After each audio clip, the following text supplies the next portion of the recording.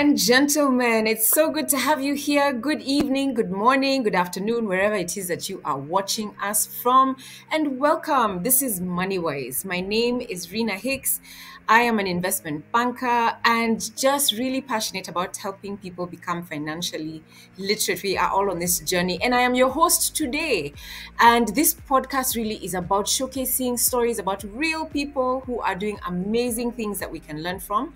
And today, our focus is on passive income. This is our first show for 2023, and so I'm so thrilled to have a fantastic guest with me. Her name is Millcent Sulwe. Now, we have a program called Investable.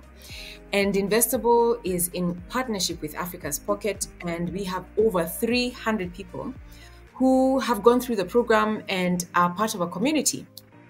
We are currently in cohort 4, and I thought, you know what? I think it would be great to just showcase a few stories of the journey some of these guys have done. And Millcent is one of the people who's done amazing on this journey. And I thought, you know what? I want to learn from her, and I want you to hear her story as well, and for us to learn together from just the different things she's learned as she's gone ahead in her journey. So I want to begin by having you, Millie, to introduce yourself. Welcome to the show. Karibu sana. Thank you so much, Rina. Thank you for having me in your podcast today. You are most welcome. You're most welcome. So maybe we can just start with you telling us a little bit about who you are. My name is Millcent Sulwe. I'm a Kenyan, born and raised in Nairobi, but currently I'm based in Nanyuki. I am an aeronautical engineer. If I'm not working, I like to do my side business. I like to do social with friends. I like to go to the gym or even go for a hike. Awesome. This sounds like quite an active life. That's fantastic. So maybe what you can just give us the intro to your journey. Like, where did you start where passive income is concerned, and just generating assets that you invest in that can give you cash? What was your motivation? And tell us a little bit about your journey. So my passive income started in 2020 during COVID time. So during COVID time, we were on like half pay at work, and we are also on half duty. Like you work in a week, and a week you're off.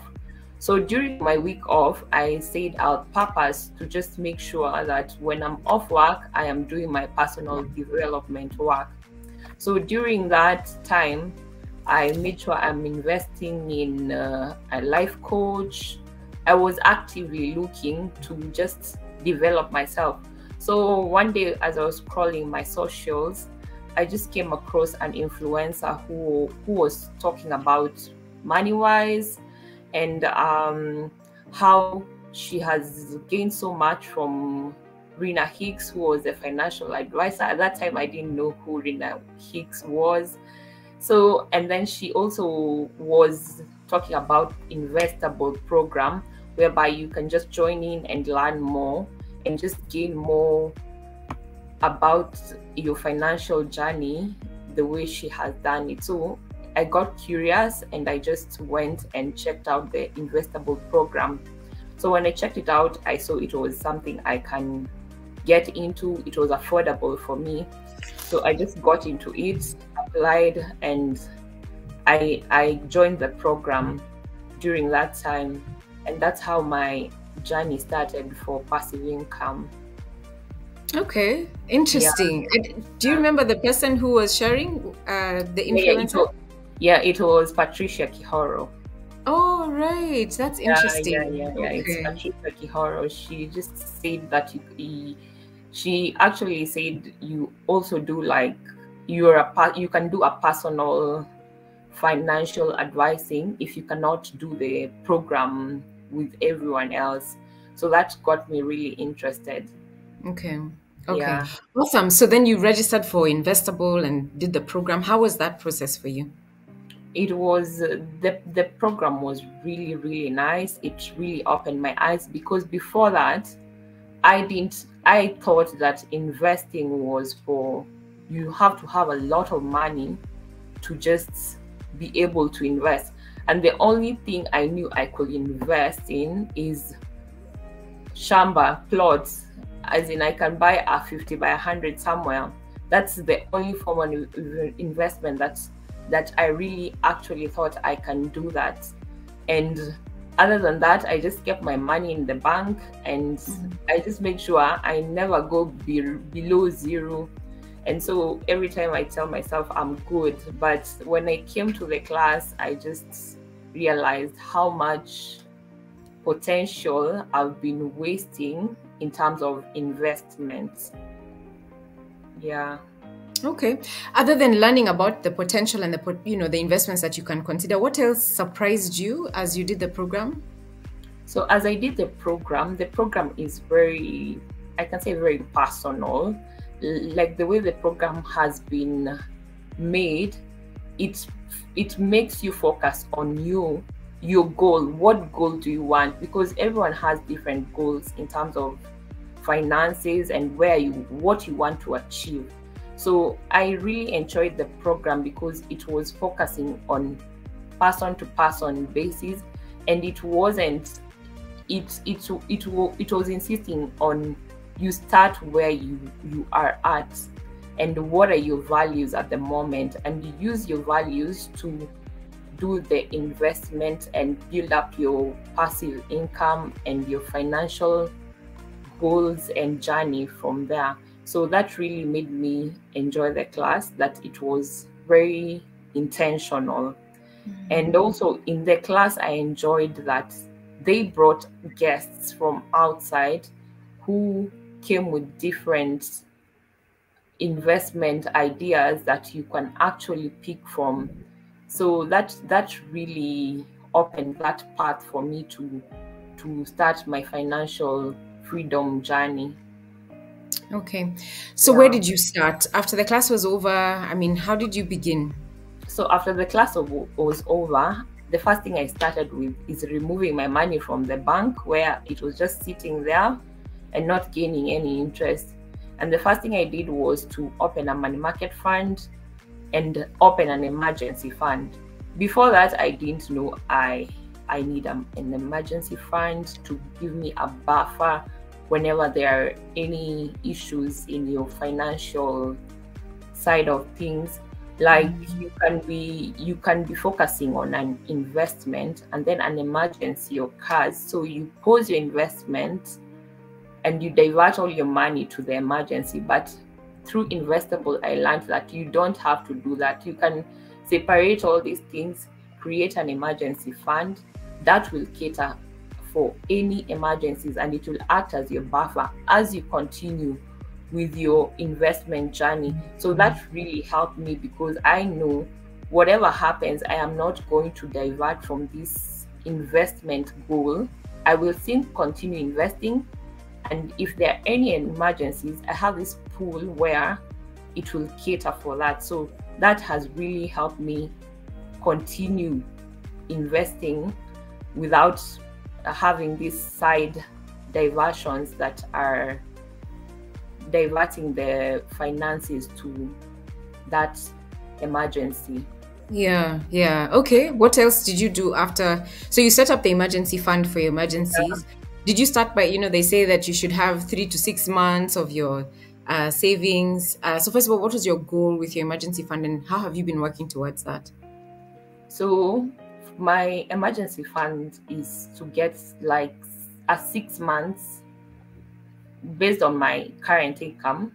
I build up a 6 months financial pool whereby in case anything happens, like I lose my job, I don't have any other source of income, that emergency fund can cater for my day-to-day as I continue looking for either another job or continue buffering or amping up my passive side hustles. So I started small, because to accumulate a 6 months finance like income is not easy. You can actually think it will come easy, but you have to be consistent and disciplined. So I took a certain percentage from my income and put it in the as my emergency fund, and every month I have to feed that amount of money to my emergency fund, and currently it's really growing. So I am not as far off as to achieving the 6 months goal as so Well I'm done. Well done. So is that all you've invested in? No, I also during the class I learned like I said, there were guests who were coming. So there was one guest who was introduced to us, and he was doing real estate. So from his information on real estate, I got to contact him, and I invested in the real estate in Nairobi with him through the program. And also I started my side hustle for Airbnb through the same blueprint that I got from the class. And also I took you, Rina, as my financial advisor. So you've been helping me in that journey, obviously. Yeah, it's been amazing watching your journey. Actually, for me, watching just the steps that you've made and the progress that you've made over the, is it a year and a half now? It's just mind blowing. When you talk about real estate, and I invested in real estate, some people are like, okay, look, I mean, she's an aeronautical engineer. She probably earns in the millions. I can't even afford. I mean, what does this even, So for someone who's listening to you talking about having invested in real estate, and you have Airbnb, and you have, how have you done it? Are we talking about real estate in the hundreds of millions, in 20 millions? Like, is real estate something that is so far out of reach for most people? And how have you done it? So before, I was in that space where I was like, wow, I don't think I can get that much money to invest in real estate. So during the program, the guest that was brought during the program, he just explained that you can invest in real estate, and there's off-plan methods, whereby an off-plan method is where you invest in apartments, but you start off as they're being built. You also put in your money monthly to cater for the end goal. If the apartment is going for 3 million, it means you've been given a timeline for which the apartments will be over in terms of building and furnishing and everything. And then as they build, you also pay. So that's what off-plan is that you don't have to have the whole amount of money instantly, but as the building is being finished, you're also finishing that 3 million. So you can do 3 million divided by 1 year. So within a year, your apartment will be over and you'll have done the whole payment. And I think it's like taking a loan from the bank. So when you take a loan from the bank, you take this, maybe you want 3 million from the bank, but there is paying it back, you do it monthly, or whatever payment plan you've made with the bank, you do it within that stipulated time that you've agreed with the bank. So I thought to myself, instead of doing like take a loan and just buy one building or one apartment, it is better that I do this off plan, because there's also no interest being charged here. And I can pay at my own pace and the amounts that I'm comfortable with. So at the end of the month, I am not really pressed in a corner that I have given out too much money just to get an apartment, but I am paying it at my own pace. And that was a really aha moment for me, because I even came to you, Rina, and I asked you, I don't think I can do this. And you made me aware that you can actually negotiate with the investors and tell them, I can do this payment plan, and this is what works for me. And that is what I did, and that is how I started investing in the real estate. And it's been a great journey. I didn't think I could start, but I did. And those are one of my aha moments in terms of this financial journey, that I can actually make a negotiation and say, you know what, this is what I have and this is how much I can pay. And the investors are really open to that. So I think it's just a matter of people out there getting the knowledge and knowing what to do with that knowledge. Wow.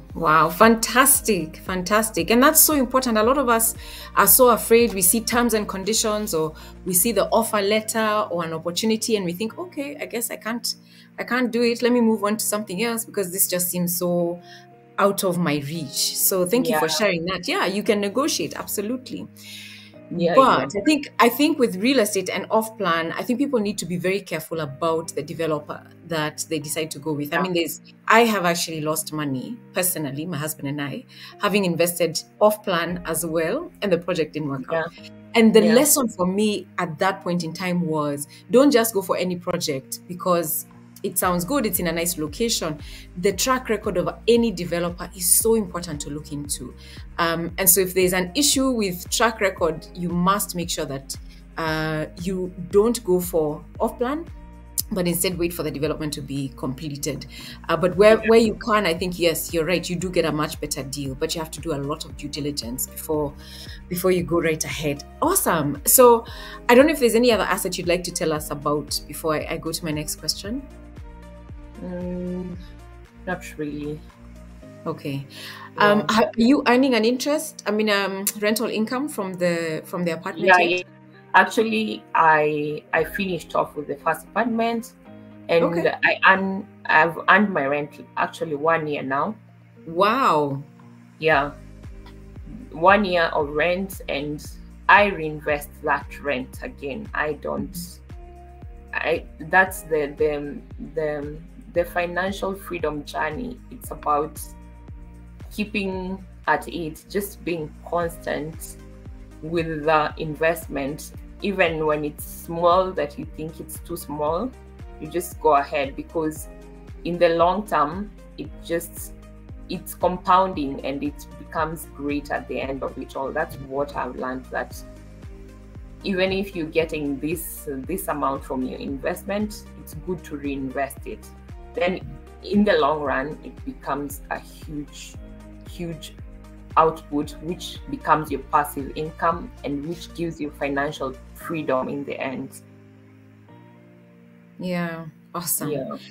Awesome. So what mistake or mistakes have you made along the journey that you have learned from?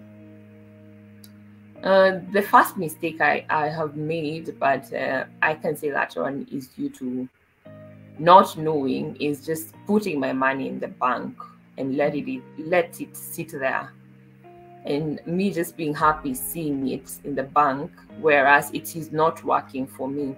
So starting this journey, I understand what it means to the saying that let money work for you. And money works for you when you invest it. So you invest it first, then it brings in returns, and those returns is what you refer to as your passive income. And that passive income build up, gives you the financial freedom. So that was my first mistake. And also just not being like, I am grateful I got this information. And also I can just tell the young people, if they're young, sometimes you think you're young and you're thinking, I'm just getting 10,000 shillings. What is 1,000 gonna do? But imagine if you invest 1,000 per month in your 20s, by the time you're 30, you look at your investment or your money and you'll be glad you started. So just not starting is the mistake. Like you just need to start. You just need to start, and you need to also take the risk. Like we invest in the, like Kenyans, as Kenyans, we are not good risk takers, because we will check, like, is everyone investing in land? That's what we will do, because we know it's been tried and tested and it's safe. But yet there's an investment on this other end it might be risky, but it has great returns. And I think just not being shy to take a risk is what we need to build in ourselves. Like it really will open your eyes, because when you just take the first step, then the others just comes in easy, even if it's risky, but you have to do your due diligence to find out, what am I gonna lose? Is it worth the risk? Yeah. So Yeah. in that journey, that's what I've learned, that don't be shy about it. Very true. I agree. I think it's important to also just kind of assess what kind of person am I? Am I able to take risk? Do I have not just the ability, but the willingness to take the risk, and then make a decision there? You will answer or not, but feel free to pass. Yeah. So what's your passive income goal, and how far are you from reaching it? So my passive income goal, do you want me to state it monetary or in terms That's of... up to you. That's up to you. You decide. Okay. So for me, my main goal is just to achieve financial freedom. And financial freedom for me means, currently I am at work and I am working to gain my income. I want at some point that whatever investments I've made will pay me, while I can just be at home and be free to do whatever things or hobbies that I want to do without being obliged to wake up. Or if I don't go to work today, I obviously know I will not have my income at the end of the month. But for me, my passive income goal is that I achieve that financial freedom, and maybe in my 50s, I don't want to work anymore. And if I work, maybe consultancy, but I want my investments to work for me.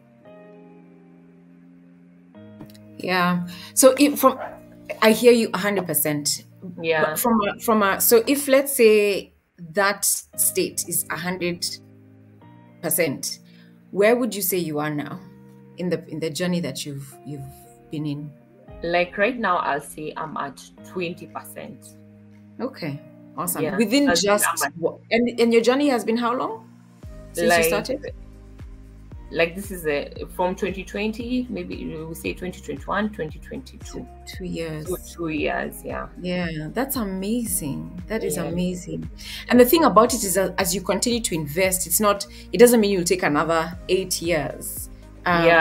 Because it compounds, you make returns, and so you might sell one apartment as you buy another one, and so you're able to then grow that much faster. That is so awesome. I'm so excited for you, and really, really happy to see how far you've come. Now, I'm just wondering if you would have any advice for somebody who's thinking about starting. They're like, you know what, I earn so little. The economy is so hard. Inflation has gone up. Everything is so expensive. You're talking about passive income. I'm not even able to meet my needs as they are right now. What would you say to somebody who's in that place? I'd like to tell somebody who's in that place is that you start small. Haba na haba hujaza kibaba. It's compounding effect.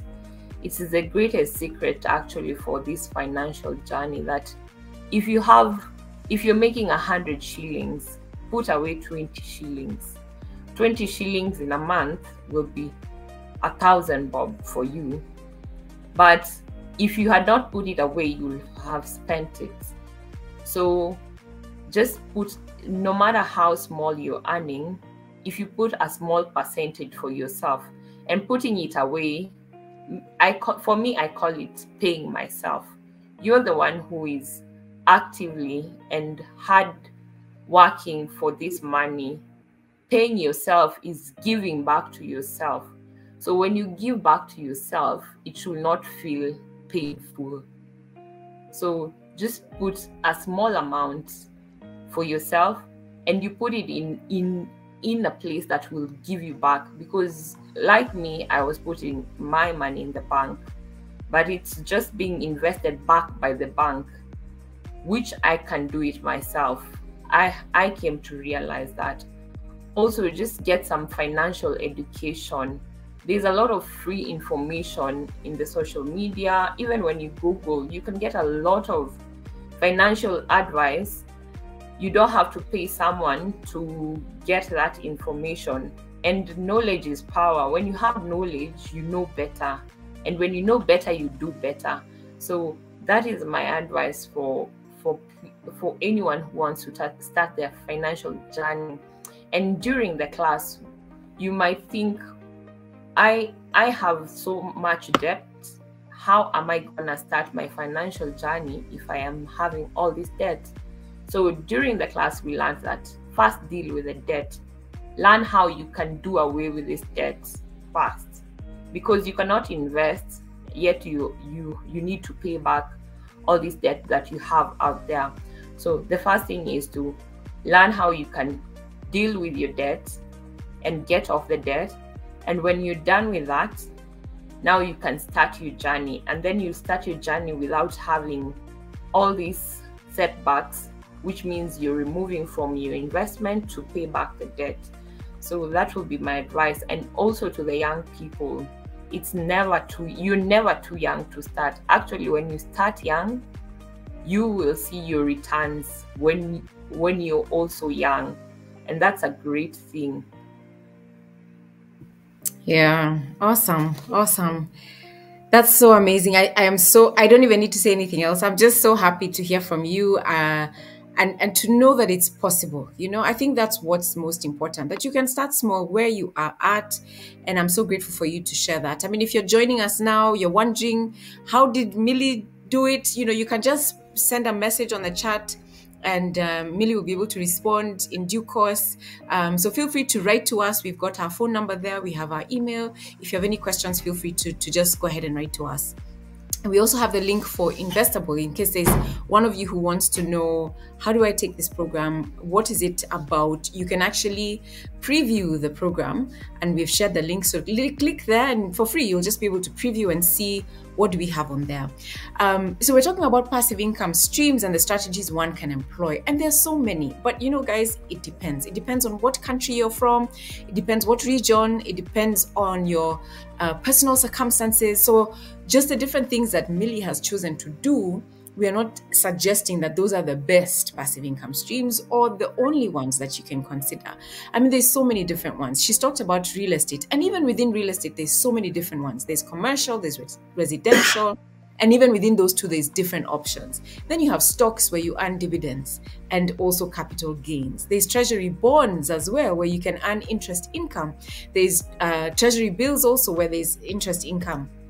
There's collective investment schemes that you can sign up for, where you'll earn dividends, you can earn interest income, capital gains. There's also businesses, like online businesses. There's people who do online businesses and earn advertising revenue passively.